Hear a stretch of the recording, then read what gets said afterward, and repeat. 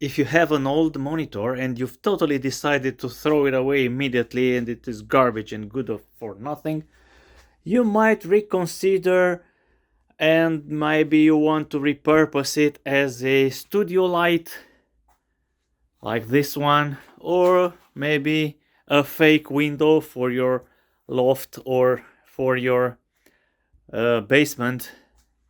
Let me show you quickly how this can be achieved. So what should you expect to find inside the monitor screen? So this is it from a 24-inch monitor, starting from the back. This is the back of the monitor. So you'll find a reflection sheet. This is a polarizer sheet. Then you'll find a big thick plastic. Yes, this is the one which diffuses the light. And in front of the screen you will find a Fresnel lens. This is very interesting. You see, you can see my hand clearly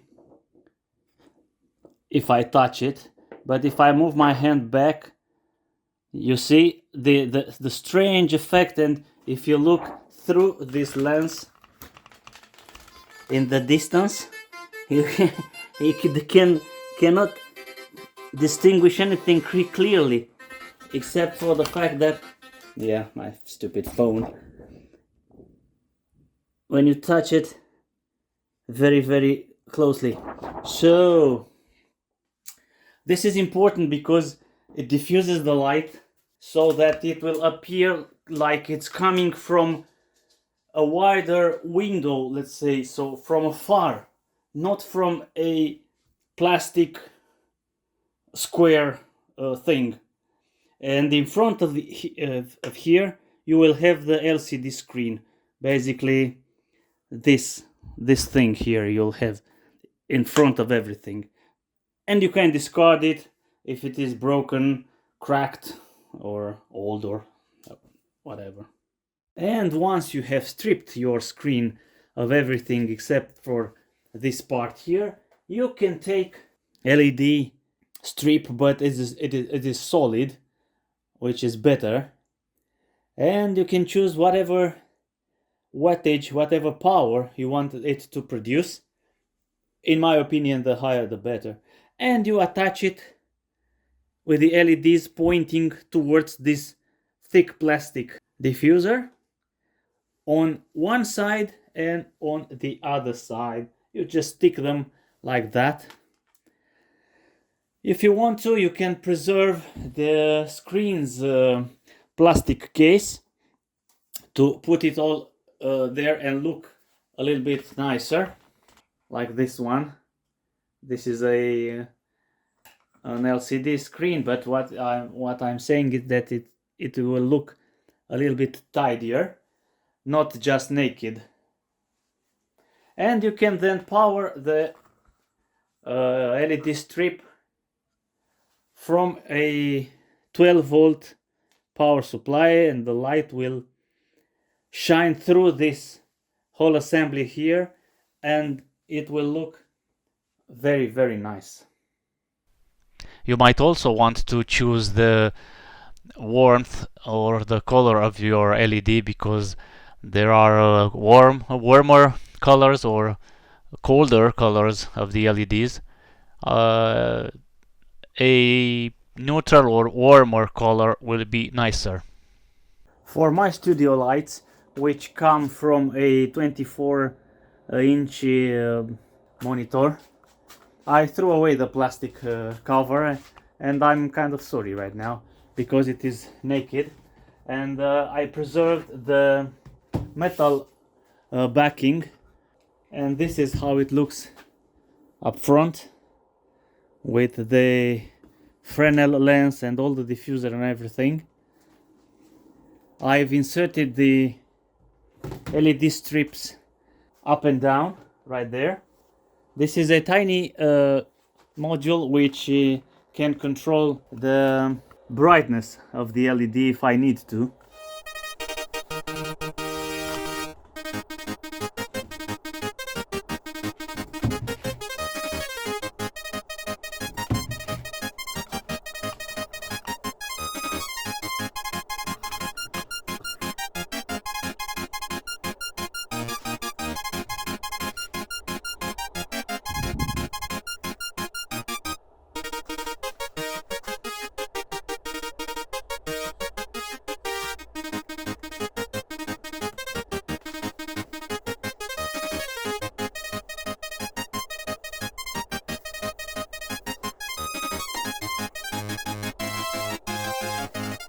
and there is light.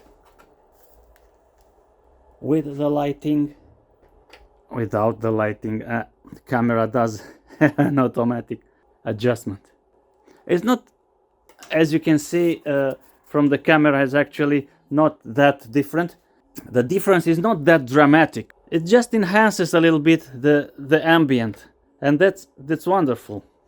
This is a window, and this is our lighting.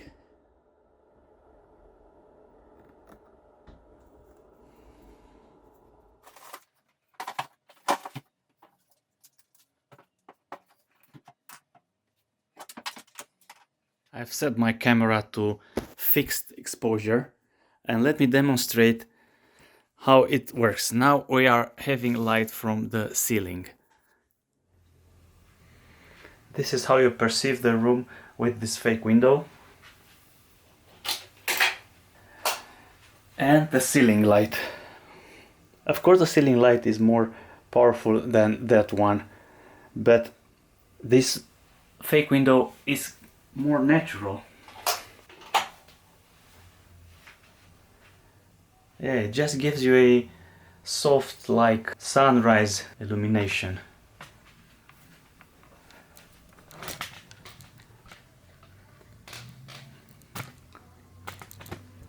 And it looks like the light is coming from afar, from outside, not from this simple light.